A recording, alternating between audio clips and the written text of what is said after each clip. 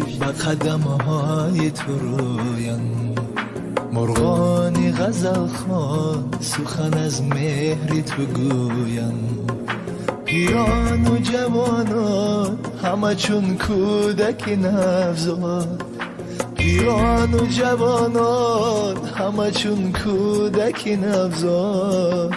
دامان تو گیرند و تمنای تو جویند، دامان تو گیرند و تمنای تو جویند.